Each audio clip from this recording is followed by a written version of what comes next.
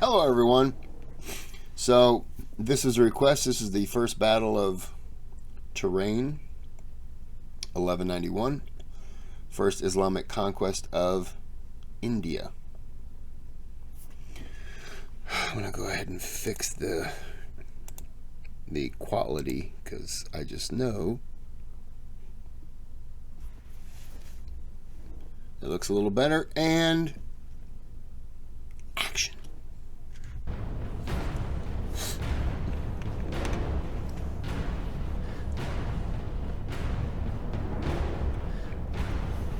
The Battle of the Talas River was a decisive moment for the history of Central Asia, even though its effects were not immediately apparent. Abbasid victory not only stopped China's westward expansion, but also determined the religious path of a region that is at the crossroads of Asia. The ensuing centuries saw the gradual conversion of local populations to Islam, among which were the warlike Turkish tribes, nomadic warriors that were especially gifted horse archers. Their mastery of horsemanship hadn't gone unnoticed by the Muslim caliphates, who recruited them to serve as an elite arm of their own armies. However, in the wake of the breakup of the Abbasid Caliphate into smaller states and sultanates, these elite Turkish warriors emerged as the power brokers in the region. One of the first breakaway sultanates was founded by Mahmud of Ghazni. Today's video is sponsored by World of Tanks, a large-scale tank-based adventurous multiplayer online game with strategy and shooter elements. World of Tanks, never played it.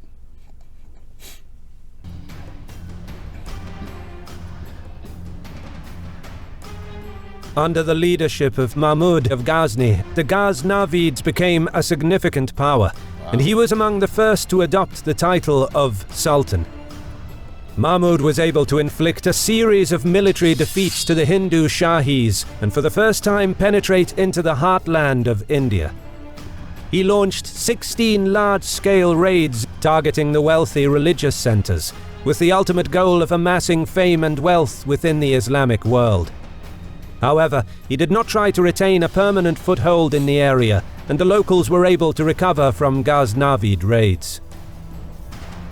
But with the death of Mahmud began a gradual decline, and by mid-12th century, one of his former vassals, the Gorids, a dynasty of Tajik origin, gradually asserted their authority in the Gor region, methodically expanding their power base until they eventually sacked the city of Ghazni in 1149, thereby emerging as an independent power.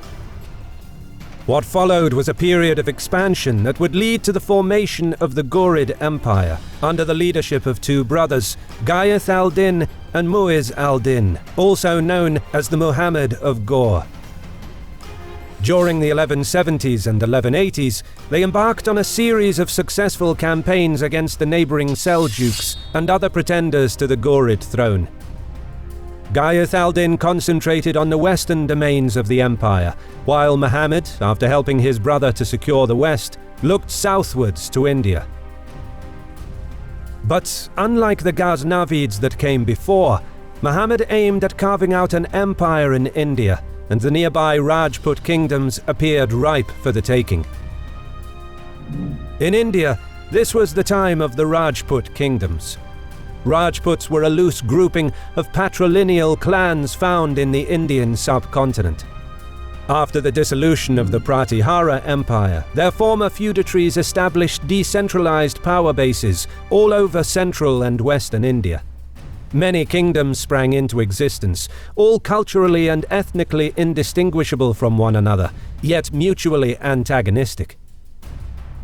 Between 1000 and 1200 AD, the Rajput kingdoms had to face constant incursions and invasions from Turkish tribes.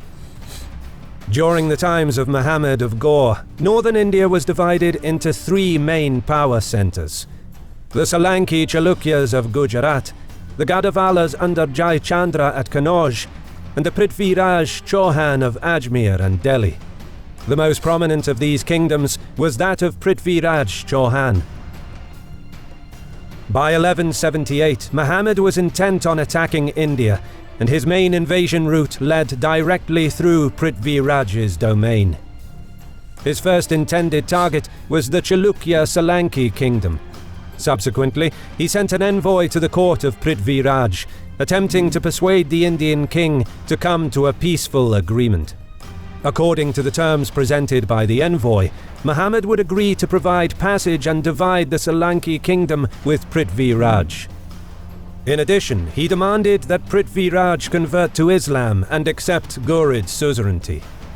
Prithvi Raj rejected, but failed to send reinforcements to the neighboring kingdom that was about to be attacked.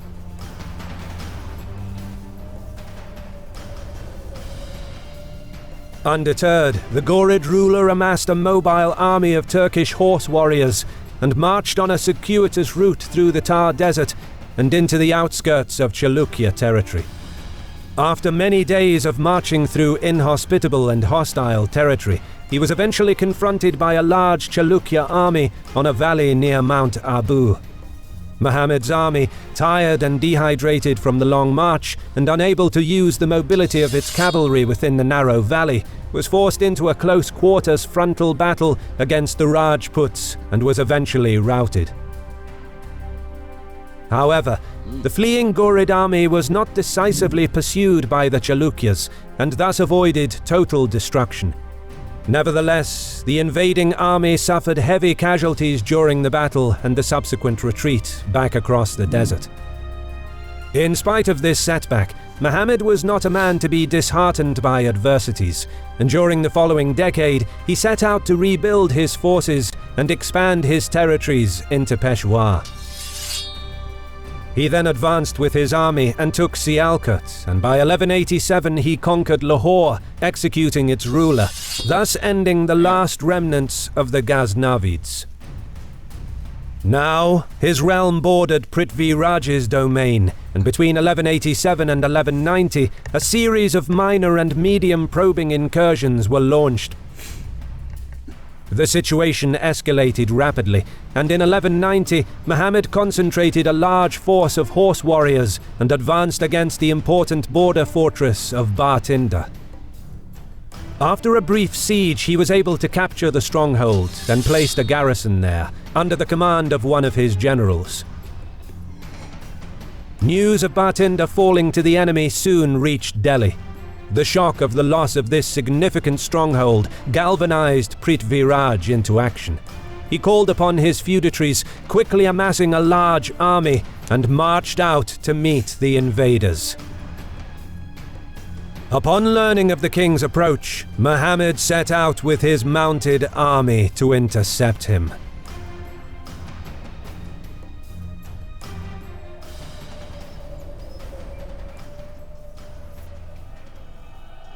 The two armies met on the fields of Tarain, some 150 kilometers north of Delhi. While exaggerated contemporary accounts place the size of Prithvi Raj's army at around 200,000 troops, modern historians estimate that the Rajput army did not exceed 50,000 men.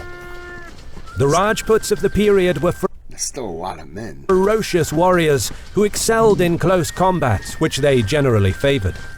Indian metallurgy and weapons were renowned for their quality and generally enjoyed a reputation as the best in the world, a fact that gave them a further edge in close quarters fighting.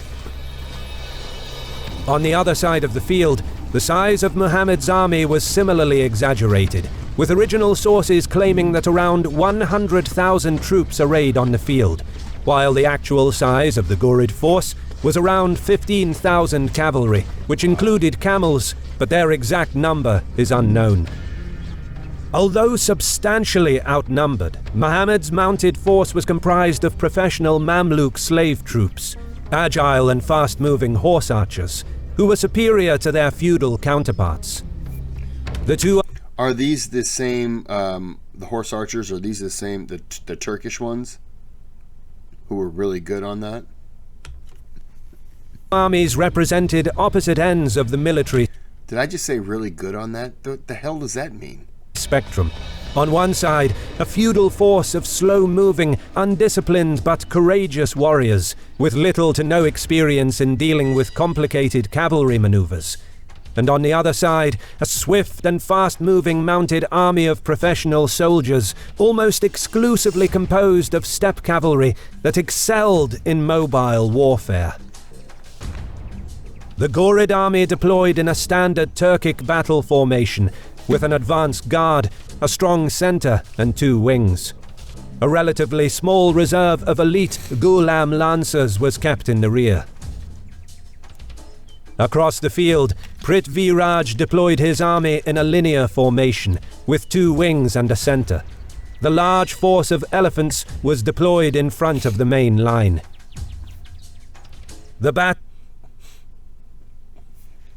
So one unit has elephants, the other one has camels. I muted you. You don't unmute when you want to unmute.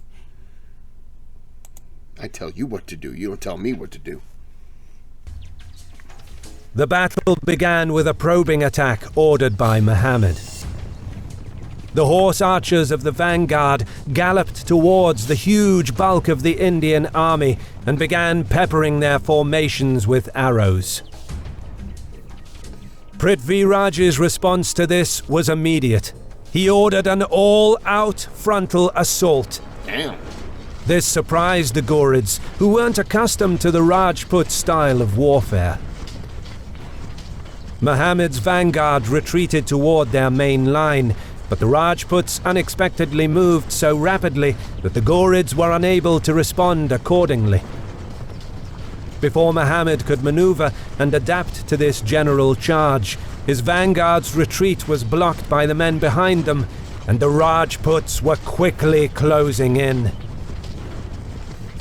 Incredibly, the Gorid warriors held off the massive charge, their experience and professionalism paying dividends as they cut down wave after wave of enemy attacks. But with the Indian cavalry striking the Gorid flanks, Muhammad's entire line was dislodged, and the Muslim commander could see that his army will be overwhelmed. The fierce melee...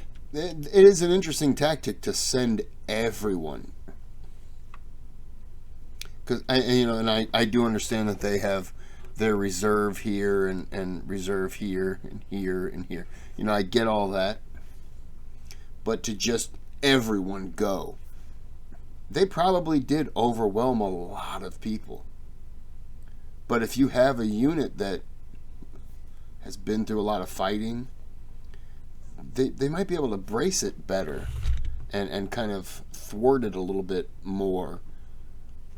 That's not what I'm trying to say. They might be able to take it better, because they have more experience. They slowly began to turn in favor of the Rajputs, who were able to display their prowess in close quarters, and the sheer weight of their numbers became a decisive factor as the Gorid flanks were gradually driven back and cut off from their center. Unable to withstand the pressure of the Indian onslaught, Muhammad's troops on the flanks broke and fled. Meanwhile, the war elephants and cavalry of Prithviraj's center that had driven back the Gorid vanguard onto their front line kept the Turkish center under sustained pressure. Here, too, the light horsemen were outside of their element, hemmed in by the immense pressure of the relentless Rajput advance, and unable to use their mobility, they began to waver. Muhammad now understood that the battle had reached its critical point. Seeing his flanks routing and his center on the verge of collapse, he charged into the fray, attempting a personal last-ditch effort to reverse the course of battle. The Gorid general soon came face to face with the commander of the Rajput center, Govind Rai, who was mounted on an elephant, personally charging his front lines. As soon as Muhammad spotted him, he hurled his spear at him. Govind Rai was able to block the projectile with his shield, but the impact broke a few of his front teeth. In turn, Govind threw his own spear, critically wounding Muhammad, almost knocking him unconscious. Unable to defend himself, Muhammad of Ghor was saved by the heroic actions of one of his bodyguards, who was able to lift the Sultan onto his horse and spirit him away from the battlefield. Wow. The remaining leaderless Gorid army, seeing their general carried off the battlefield, broke and routed.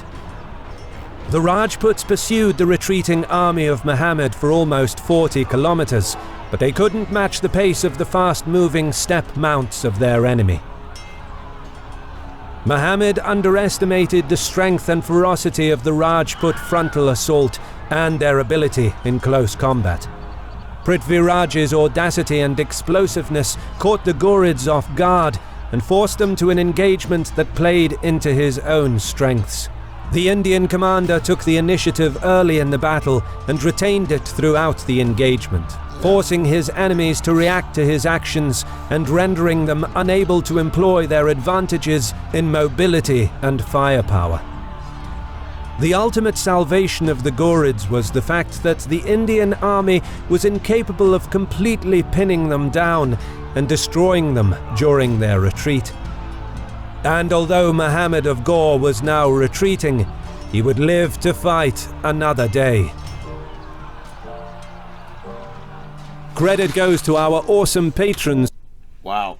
Yeah, they were just completely overwhelmed. But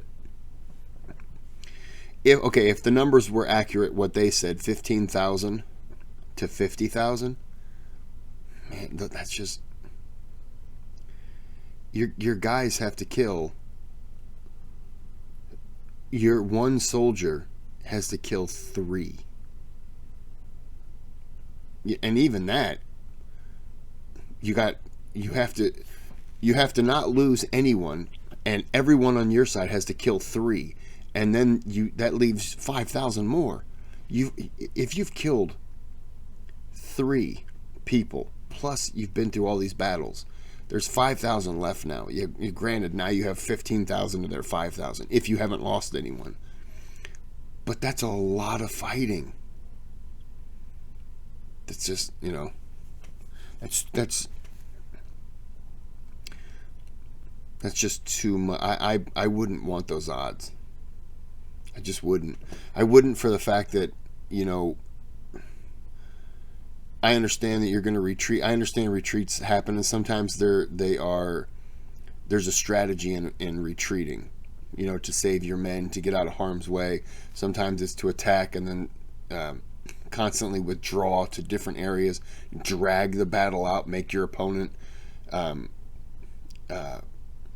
of drag them out, make them get further away from their supply chains and stuff like that. I get that, and there is a tactic to that.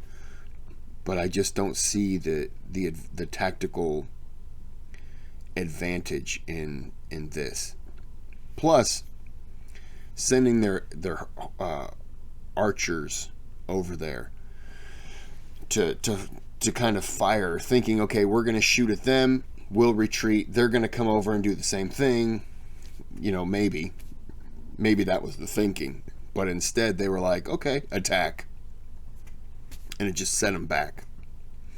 So I'm going to move on to part 2 next, and we'll see how everything changes. But until,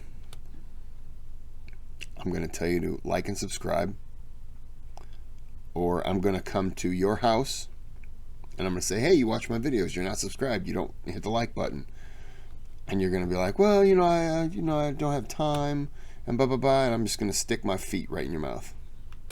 And that's weird. So like and subscribe. Have a good day. Have a good night.